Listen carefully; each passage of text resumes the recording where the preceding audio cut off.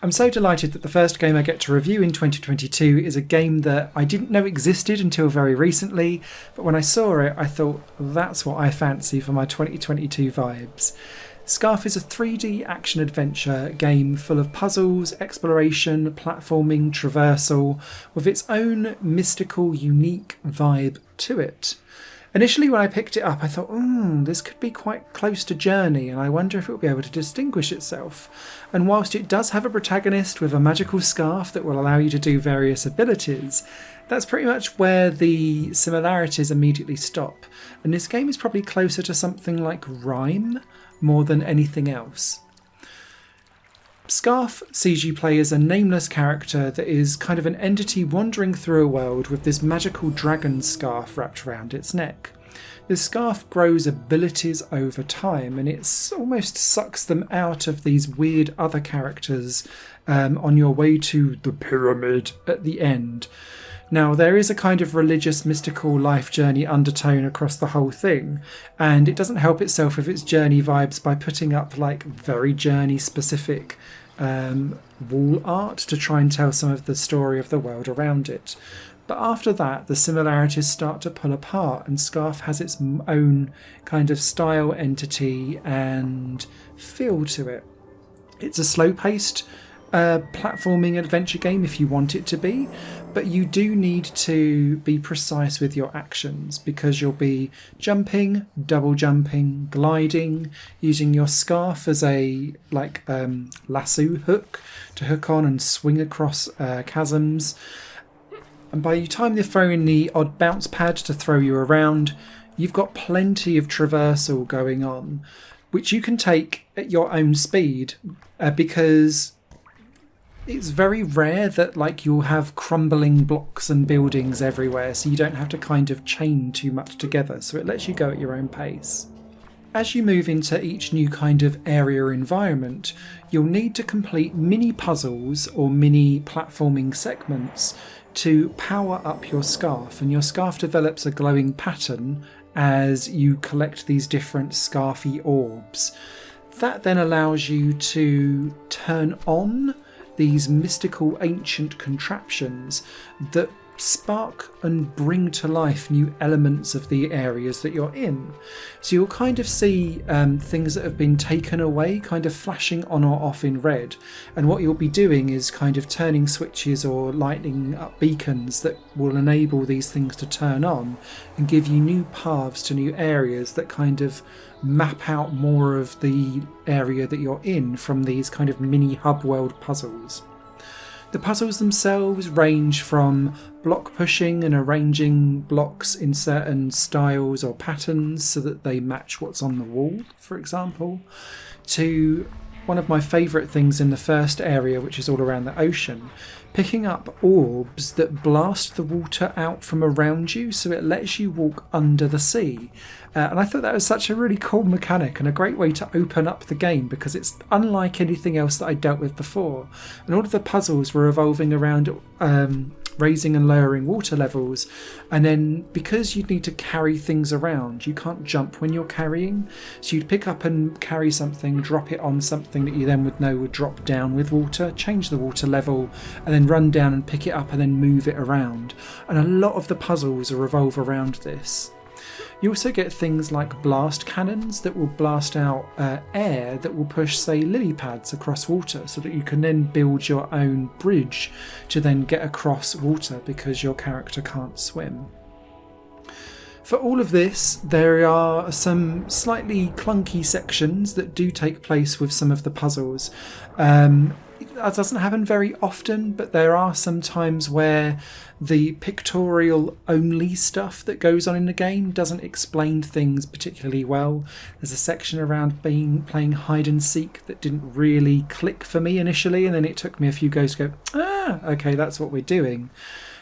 But what Scarf does so well is it brings completely new dynamics and adds on to what's already gone on as you move through each new area, and it does something slightly different and slightly new every time. Are these things that you've never seen in other games before? Probably not, but it's done in such a way that just flows beautifully. The character is a little bit floaty, but you get used to it so quickly because you'll be gliding and blasting around on wind chasms and wind cannons, for example. So it all kind of floats nicely together, and when something just plays and it feels so effortless and so artistic and so satisfying, it does so much of the heavy lifting for you that you can then just enjoy being in the world of Scarf. And being in the world of Scarf is beautiful because the graphics are just so beautifully done, and they're always constantly moving and swaying, whether that's you walking through grass or seeing the desert sand lap beneath your feet, or you can just sit next to the water and just listen to that all chill out with the background birds all tweeting away in the background. It's so calming and relaxing, and quite engrossing to sit in. I almost wish this game had a bit like Life is Strange and Brothers, and Hob was a good one for this, where you had like seats that you could just sit down and be in the world, because I think this game would enjoy some of that kind of serene, relaxed experience that you've got. One of the keys to this is the sound design, and I'm not talking just about the sound effects and the way how, especially because I was playing this with headphones, like you can hear all of the birds and all of the water kind of trickling around you beautifully, but the music is really understated in an orchestral, heart-wrenching way. So every time you kind of walk into a new area and you see like a vast, beautiful, dusty, broken down castle in front of you, it pangs at you orchestrally without kind of being overblown. It's really subtle in the way how it kind of swells up and then seeps away. And it's one of those cases where less is more. And I'm really glad that the whole orchestration of this game has a restrained feel to it, because otherwise it could feel a bit overblown and over the top. And that wasn't necessarily the vibe that the whole game goes for, but it could have easily fell into that trap. During my playthrough of Scarf, I only ran into a couple of slight minor kind of setbacks that I thought, The first is that occasionally your character would get stuck on staircases that they should just be able to walk up, and it would take you just have to kind of go backwards and then forwards again, and then they would run up them again. So there seemed to be some collision detection issues, particularly with staircases. And then the second thing that I think is just worthwhile shouting out about is that I came into a couple of cases where the game wouldn't trigger, like my Scarf picking up and eating like an orb to trigger a new power up to be given to me, for example. And so I was a bit stuck on occasion. And what I'd have to do is come out of the game and then go back into it again, and then it would reset and I'd be fine. I have seen some people say that they've got soft locked in parts of the game as well. That didn't personally happen to me. I was able to get out and come back in again. But the fact that it happened a couple of times during my playthrough was slightly concerning, but I personally didn't lose any progress. Those are minor niggles though. I really enjoyed this game. I found it effortless to play and really engrossing.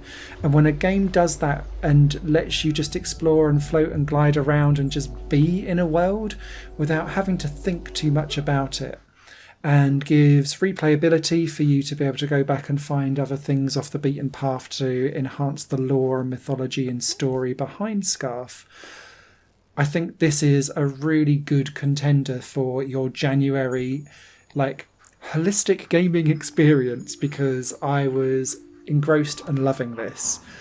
A written review will be over on highplanegames.com later this week. Thank you so much for watching. If you've got any comments or questions, please drop them down below. Take care. Higher Plane Games is part of the Higher Plane Network, a completely independent media outlet supported by people like you. The goal is to create the best possible content that cultivates a richer indie scene for games as well as music and entertainment. To find out more and to get involved, visit patreon.com/higherplane-network. Your support makes all the difference, and in return you'll gain access to bonus content and downloads. Thank you for watching.